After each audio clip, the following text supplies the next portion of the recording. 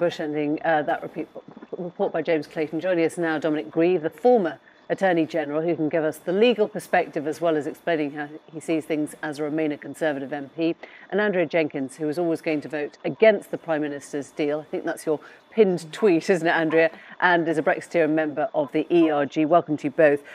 Dominic, constitutionally speaking, as an Attorney General, a former Attorney General, he was within his rights. You would have done the same thing?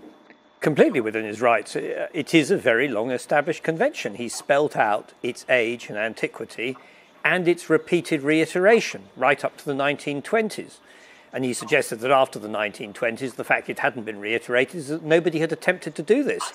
I suspect he's right. So this is something on which I think his position is, in fact, completely unassailable. It is a proper interpretation of the convention. Now, a convention is a convention. It could be overridden. Parliament can change its conventions. It's possible for the government to bring a motion suggesting the convention should be disregarded, but that would require a separate vote.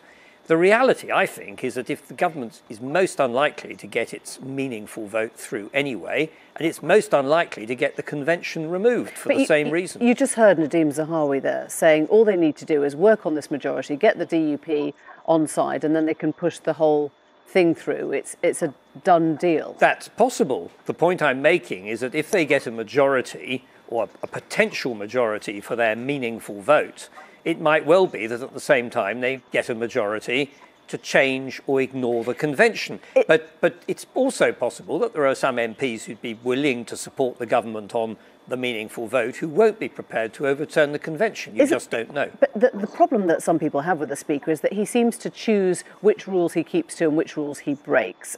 He allowed a vote on an amendment to a government motion tabled by yourself, which a lot of people said was breaking with precedent. He was, overreaching then, so he can't presumably have it both ways.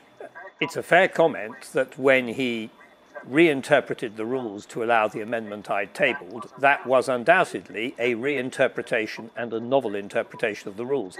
But this decision is not. But you can see why people start thinking it's the bumper sticker on his wife's car, that bluntly, he's a Remainer and he's managed to sort of swim his way through whatever bits of legislation and constitutional craziness to get to the place he wants to. He's the Speaker. And you're not denying that. The Speaker does have very considerable authority under our Constitution to regulate the House of Commons. He has a discretion and he's chosen to exercise it. But this is the strange thing, Andrea, because you, as a solid Brexiteer who would never have voted for Theresa May's deal, presumably also delighted with what he's done.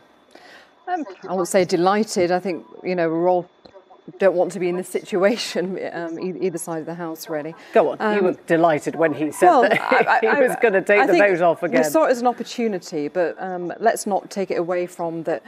People are waking up to the fact that it doesn't matter whether you voted Leave or Remain. Their vote counts for nothing because Parliament, they are trying to overturn the public vote. And that's a sad state of affairs for our democracy.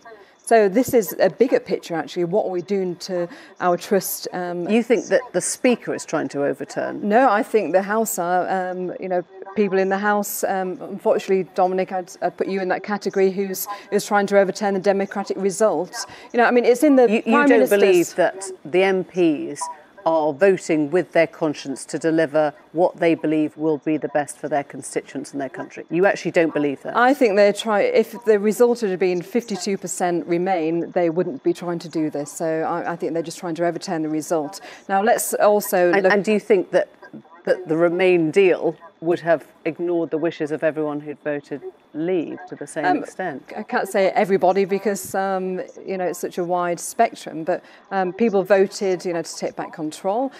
We know that Theresa May's withdrawal agreement, we still have the European Court of Justice that can fine us. We're still in the customs union. It makes it very difficult to do trade deals with other countries. But we can't deny the fact that it's actually in the Prime Minister's gift. Does she want to be remembered as being a winner or a loser, a hero or a villain? She could still deliver that we leave on the 29th, as she's been promising. So that was interesting because I was quite surprised by hearing Nadhim Zahawi say no deal is not an option. Parliament will sit until... It was only advisory, wasn't it? Well, of course, yes. But he believes that Parliament, having been given that mandate, an advisory mandate, will sit till God knows what hour to make sure it doesn't happen. So hasn't this been an own goal then? I mean, people like you who haven't chosen to get in line behind your party leader may have waved goodbye to any kind of Brexit. No, because the Prime Minister's withdrawal agreement, as I said earlier, is not Brexit. It's not what people voted for. In my constituency, a poll that I did, about 70% voted to tell me to reject the withdrawal agreement. The public are not stupid. They understand that Parliament's trying to kick Brexit into the long grass, which is unacceptable. We know that the ERG is looking to see what the DUP is doing.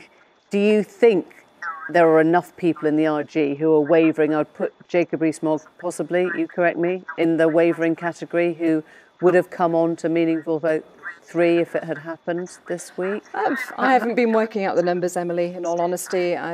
We'll have to see what... The main thing is the Prime Minister must come back with something. This is an opportunity for her to renegotiate. So come back from where? We'll come back. It's the Council of Europe this week, as we know. Come back...